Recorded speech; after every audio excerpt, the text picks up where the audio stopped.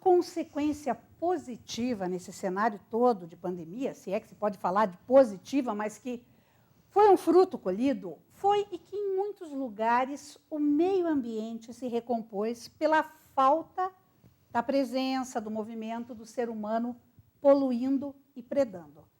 A gente sabe que, infelizmente, ser humano e meio ambiente não convivem muito bem. Na maioria dos casos, um acaba judiando do outro. E isso tem afetado, inclusive, a imagem internacional do país, prejudicando investimentos.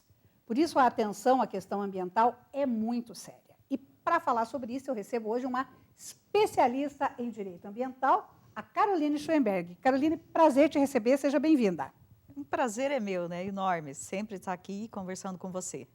Você é uma apaixonada pelas questões ambientais, né? Só que você dispõe do teu tempo e da tua energia para cuidar do Conselho Municipal do Meio Ambiente, a gente já tem que aplaudir, porque não é fácil, né? Esse aí a questão do meio ambiente, a partir do momento que você conhece, né, começa a ter umas informações maiores a respeito disso, você fica cada vez mais apaixonado. Então, eu digo que eu sou realmente uma apaixonada por esta área. E isso que a gente viu, o ser humano ele é um predador por natureza, né?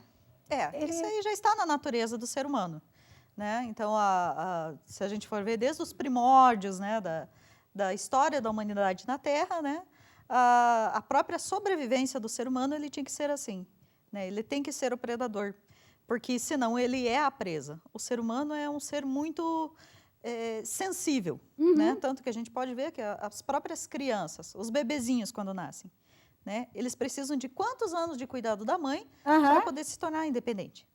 Inclusive tem os bebezinhos de 40 anos aí que ainda continuam. Ainda continuam e ainda não estão independentes. Exato.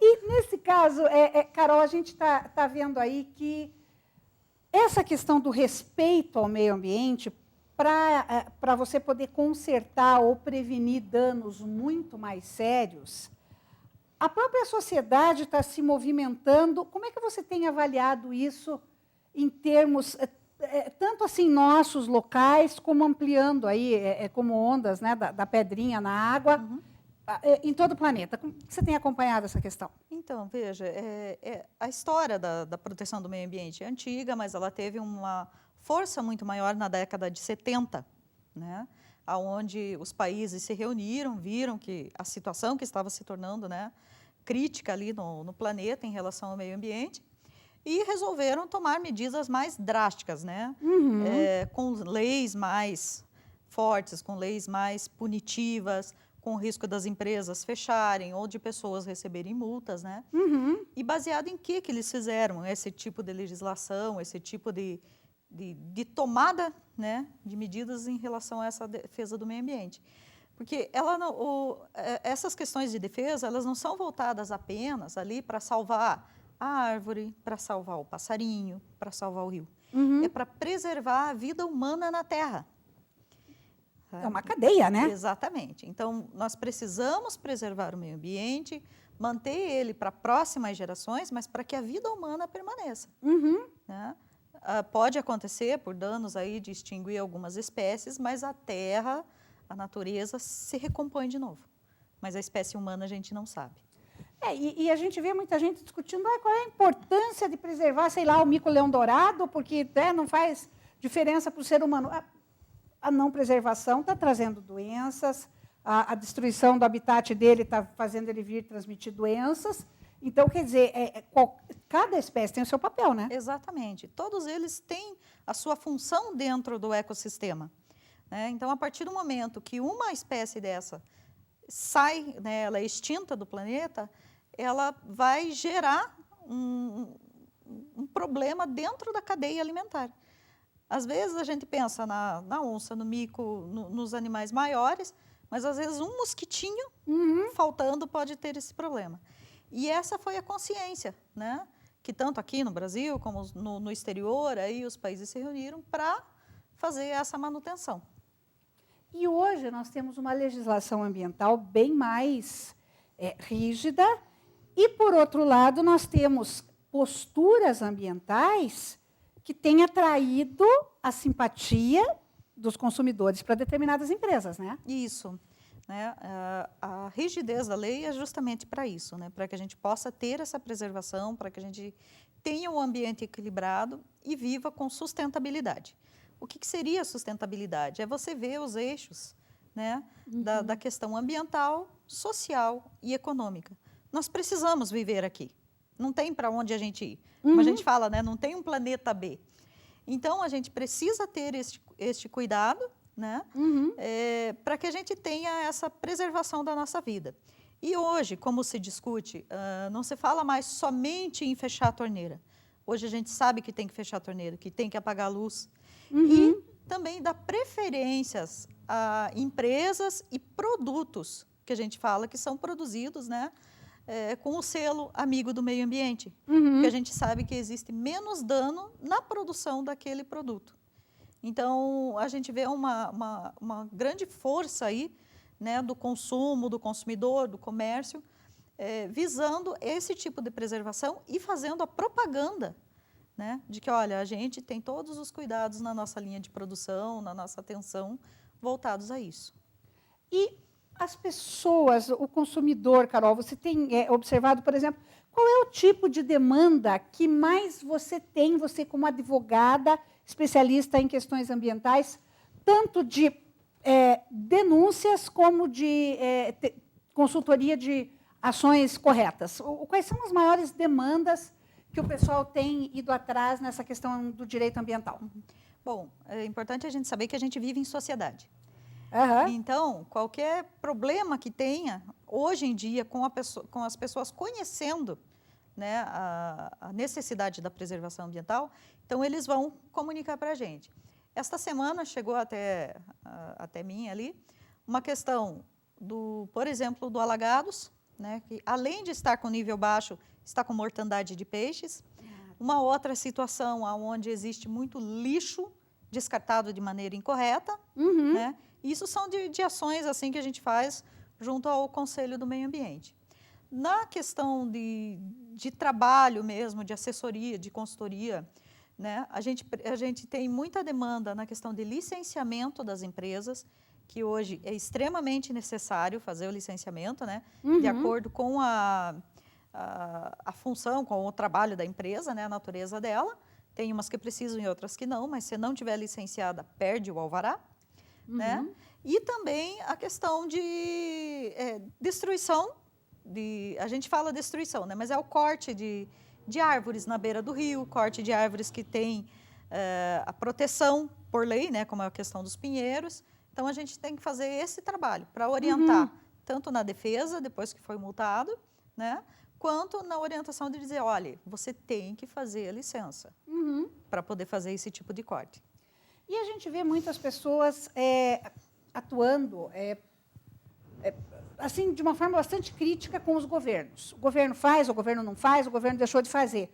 Mas a população ainda está agindo muito mal, né, Carol? Porque você vê um monte de lixo jogado no rio que faz o rio transbordar.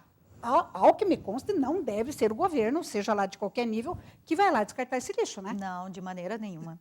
Até se fizer isso, né, eles vão ter todo o problema de infrações ambientais, o próprio prefeito corre o risco de perder o cargo por improbidade, né, porque não pode. Está na lei, todo mundo já sabe disso.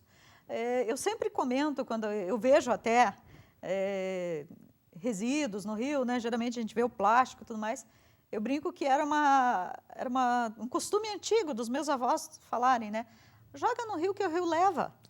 Ele vai tirar da tua vista, mas o problema lá na frente continua. Ele leva para algum lugar, Exatamente. Né? E isso não é o governo quem faz. São as pessoas que não possuem essa consciência. Existem ações ambientais que a gente faz de limpeza de rio, de limpeza da margem dos rios, perto de comunidades. Depois que termina essa limpeza, eles perguntam, quando você volta a fazer isso? Não é quando eu volto, né? É consciência deles de não fazer esse descarte, né? A gente fala, não é nem consciência, é sensibilização. Consciência é a gente saber.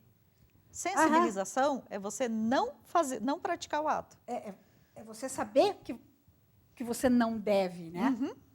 E, nesse caso, a nossa legislação, para essa pessoa física, que está ali fazendo esse tipo de coisa. Nesse sentido, ela é muito branda, ou nós não temos condição de fiscalização? A dificuldade nossa está na questão da fiscalização disso. Porque a lei ambiental é uma das leis mais rígidas que existem. Uhum. Tá? Tanto que você pode ver a diferença da pena de se cometer um homicídio quanto a de matar um animal silvestre, sabe? Então, são penas muito pesadas. Na questão da pessoa em si praticar, ela vai estar praticando o crime ambiental. Uhum. Então, a partir do momento que você prove que ela está fazendo isso, né, existe pela fiscalização a aplicação do crime. E o que acarreta maior, digamos assim, gravidade na situação é que a pessoa ela vai responder um processo administrativo pelo órgão que atuou, eles, né, que multou eles. Esse órgão que faz a autuação já manda para o Ministério Público. Então, o Ministério Público vai abrir um processo criminal e depois é aberto também, né, em contrapartida, um processo civil de reparação do dano.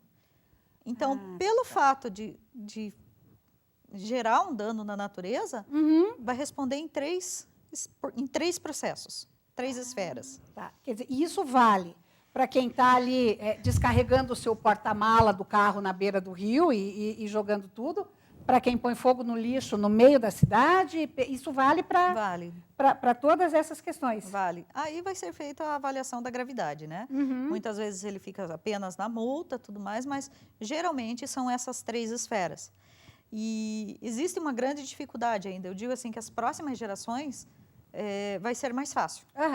Mas ainda existe aquela resistência. Porque antigamente, se a gente for ver aí em questão de Brasil, houve o incentivo para a abertura de terras, houve incentivo para, né, década de 30, década de 20.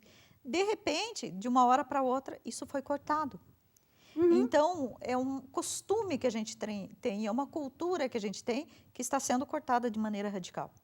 Mas, com o tempo, ela vai sendo aceita e vai se encaixando numa nova cultura da preservação. Né?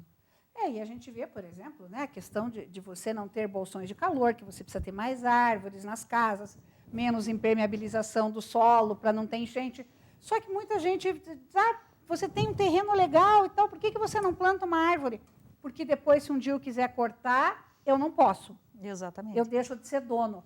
Então, ao mesmo tempo, não está faltando um pouco de maleabilidade nessa legislação, Carol? Exato. Existem muitas situações onde, na legislação, né, em vez de ajudar, prejudicou. Né? Tá. É como a questão do corte de pinheiros. Tá? Você veja, a gente tem estudos, eu trabalho muito com essa área, mas eu, né, dentro de um licenciamento, de uma autorização, eu sou favorável ao corte. Sabe? Porque a pessoa que corta, ela vai ser obrigada a replantar. Né? Corta 1, replanta 50, 100, dependendo de quanto for estabelecido. Mas então ela vai favorecer, né, o plantio e a preservação daquela espécie de pinheiro. Porque hoje em dia, quando a gente vê na questão do proprietário rural, quando ele vê pinheiro nascendo, eles cortam. Sim, porque para ele fazer nada. Aquilo é uma praga. Exato. Para ele virou uma praga. Para ele virou praga. Era dinheiro, né, onde poderia vender, construir as casas, tudo mais, e de repente não se pode mexer.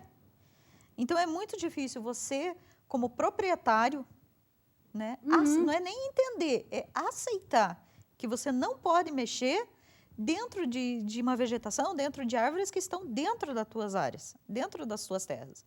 Então, a partir do momento que surge um incentivo, né, onde você pode cortar, mas você vai fazer uma reposição controlada, anotada, né, tanto que pode replantar tantos espécimes ali, e desses você pode tirar alguns, vai ter um incentivo no replantio. Fala-se na questão de, não pode cortar, porque muitos vão lá e cortam. Quem faz isso é quem lida com a parte de madeira e tudo mais. Mas corta muito mais do que pode. Aí cabe o trabalho da fiscalização. Então, quer dizer, o grande problema é a ação clandestina. Exato. Porque hoje, se você vê, mesmo em praças, no centro da cidade, às vezes acontece caso de um pinheiro que não pode ser cortado, porque é uma árvore protegida, num dia de um temporal ele cai em cima de uma pessoa e mata, né? Isso. Então tem que ter esse pensamento, né, de colocar a espécie que tem o porte necessário no local certo, né? E quem tem dúvidas a respeito de questões ambientais, mesmo assim, fora de propriedade rural, no seu dia a dia, na cidade mesmo, ou quer fazer alguma ação ambientalmente correta, como é que faz para pedir um apoio, tanto do Conselho Municipal do Meio Ambiente, como uma assessoria jurídica tua? Então, a gente deixa sempre aberto os canais, né? Uhum. Eu possui o site, tenho as mídias sociais, né? E o celular, que eu atendo, como eu digo, eu tenho apenas um número de celular, é o meu pessoal e o meu de trabalho. E sempre eu peço para mandarem mensagens, tudo mais, né? Então, denúncias, então sempre tenho utilizado esse canal. Então, e qual que é o celular? Vamos deixar para o pessoal? Vamos deixar anotado. O código é 42, né? O número é 99978-5304. Tá certo, Carol. Muito obrigada e parabéns por essa tua dedicação aí ao meio ambiente. E a gente volta a conversar, porque logo tem mudança de governo, aí tem desafio e briga boa pela frente. Com certeza. Tá joia, Carol. Obrigada. Obrigada a você. E no próximo bloco, a gente vai falar sobre saúde, sanidade mental aí nesse período de pandemia. Será que isso é possível? Pois é o que a gente vai descobrir. Não sai daí.